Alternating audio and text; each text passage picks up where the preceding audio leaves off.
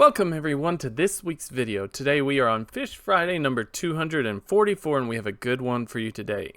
Today's fish is a fish that was kind of requested by a member of the community, or more specifically a member of the community's son.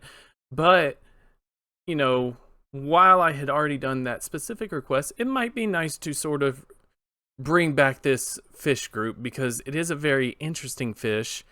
And it basically follows the same history as the fish requested.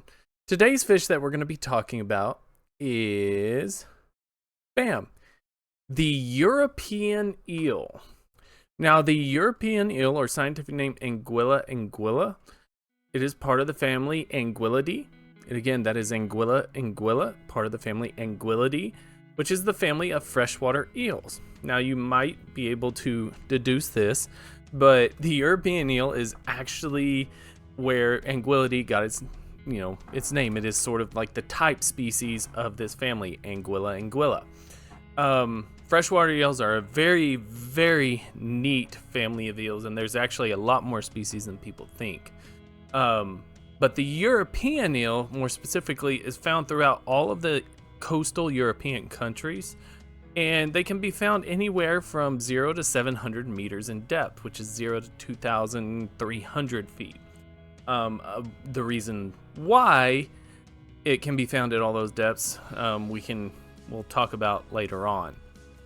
But yeah, it's a very neat fish. Can be kind of found throughout all the coastal European countries.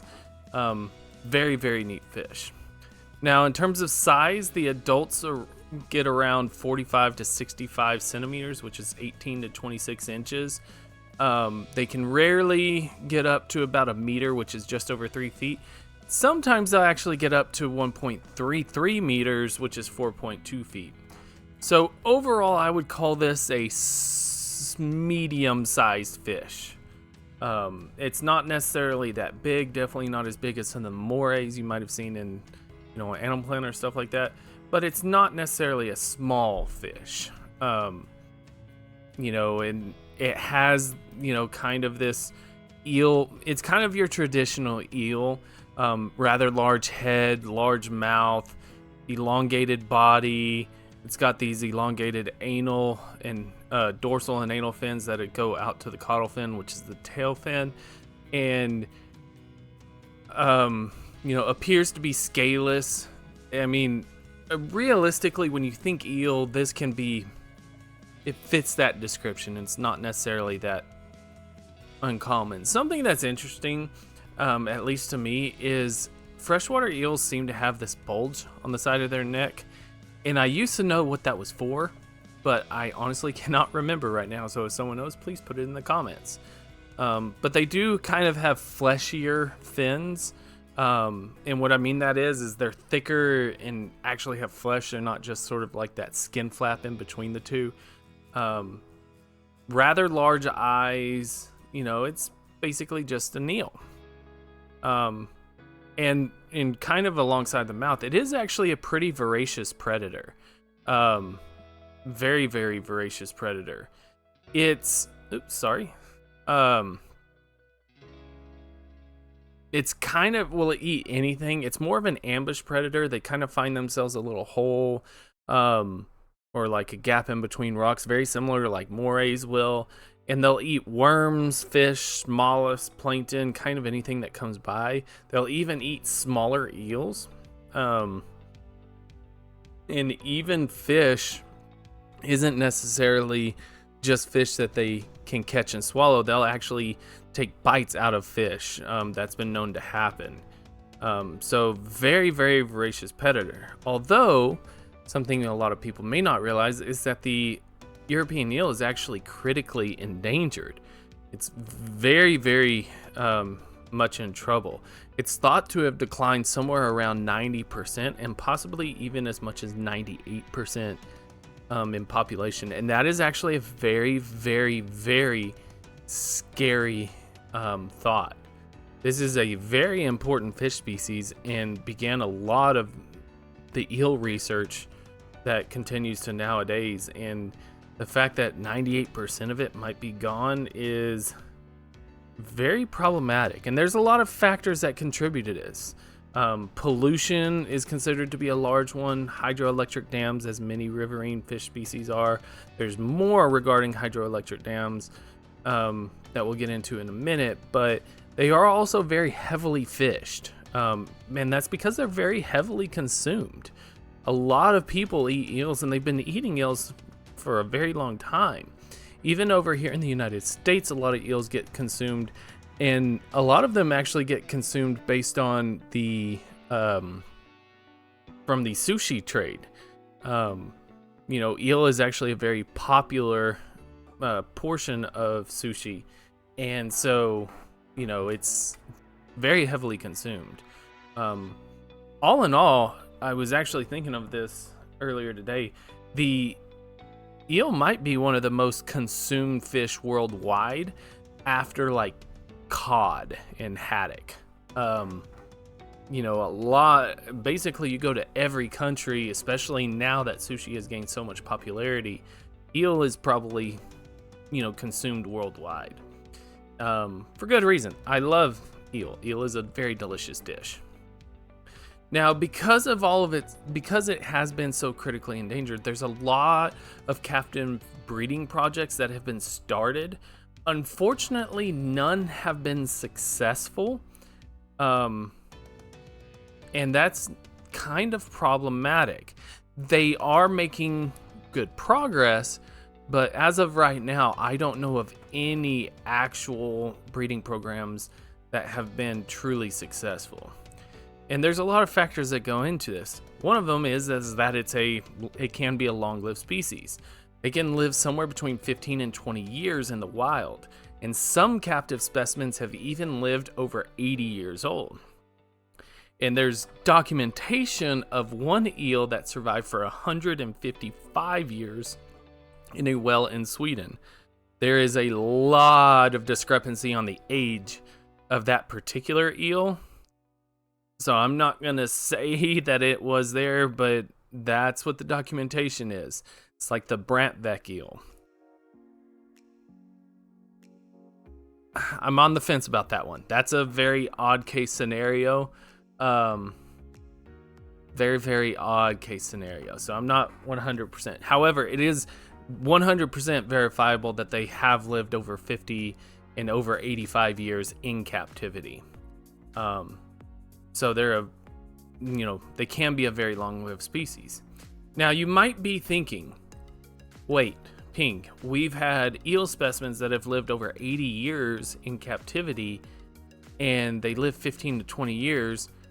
How is it that we've had fish species, in an aquarium this long that we haven't been able to create successful breeding programs?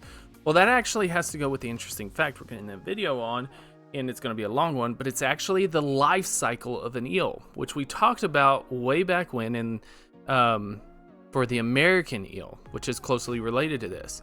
But the life cycle of an eel is so complex that for most of recorded history, the life stages of an eel were actually thought to be different species.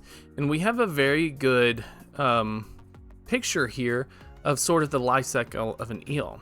So that let's say the life cycle starts out as eggs. And that's number key. Look at here, ocean, continent. So the life cycle of freshwater eels always begins in the ocean. Most of the time they seem to migrate to a place called the Sargasso Sea, which is an area in the center of the Atlantic Ocean that is known to be a very particular spot that has a lot of vegetation growth, floating seaweed mats. And this is where the eels will spawn and lay their eggs. So the eggs will get laid in the Sargasso Sea, and they will hatch into what is called a leptocephalus, which you can almost think as a larval eel. And these leptocephalus look completely bizarre, and if you saw one, there is no way you'd look at it and be like, that's an eel. Which is why it was thought to be a different species. And the leptocephalus are not necessarily small, they can get rather large. So the leptocephalus will just sort of begin drifting towards Europe. And they take almost a full year to get to the European coastline. And of course, a lot of them don't make it due to predation and other things. Once they reach the coastline, they become something called a glass eel, which is this. These are a little small, they can be bigger, but these are what are called glass eels. And glass eels are basically just more of your next step in the larval stage. And the glass eel is, essentially clear through. There's a ton of them. This is another aspect that becomes, they get heavily predated on, and people either eat these, or there's actually a lot of commercial fishing operations that will capture all the glass eels and sort of raise them in cages, allowing them to grow out. And that's actually how some of the commercial farming operations handle these. So the glass eels are up here, they're along the coastline, and they begin to develop even further. And then once they get a little farther inland, they become what is called an elver, which does not look like a glass eel, but kind of really starts looking very close to what you might think of a normal eel. So they can get a little bit larger, they're still a little see-through, but they're starting to develop pigment in their skin. And this elver is where more, from my understanding, the glass eel is still a little bit along the coastline, and then once they get like just inside the continent, that's when they start transitioning to elvers. And the elvers are kind of like that junior eel. So, think here. Well, then they develop into what is called a yellow eel. And you can see why people would not really associate something like this to this. So this is what is called a yellow eel. And a yellow eel is actually where it spends most of its life cycle. And this would be more of your adult eel. Adult post-teenager eel. And it's spending most of its life up in the fresh water, hanging out, doing, just living and growing, basically. Well, then they go through a maturing phase, and that's when they become a silver eel. Now, I believe this would be classified more as a silver eel. You don't necessarily have to be truly silver, but I think this is actually more on the transition of going from yellow to silver. So you can see the yellow eel is known to be very, very yellow, whereas the silver eel is, starting to black on the side and become even silver on the belly. But that's when it becomes it's sexually mature, and that's when they actually start migrating back out into the ocean and start migrating towards the Sargasso Sea.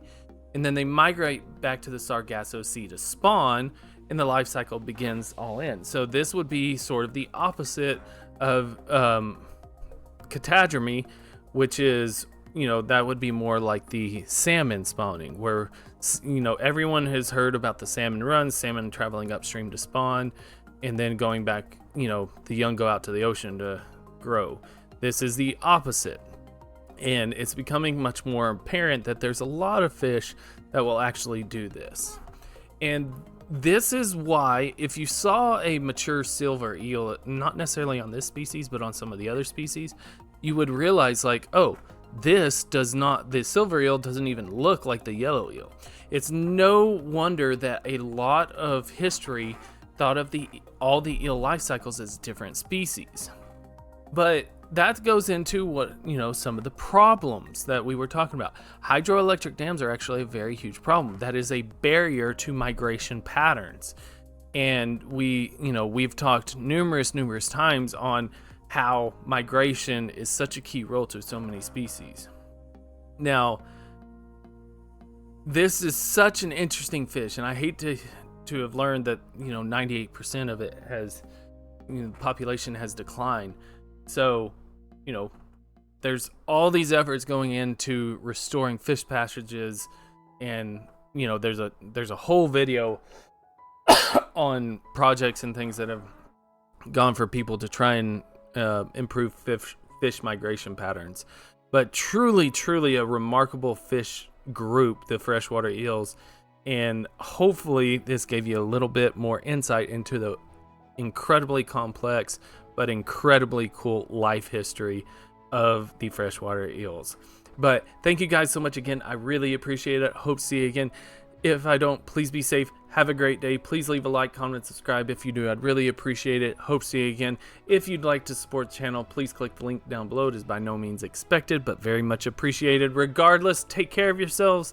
Take care of your loved ones. Keep leaving those comments, and peace.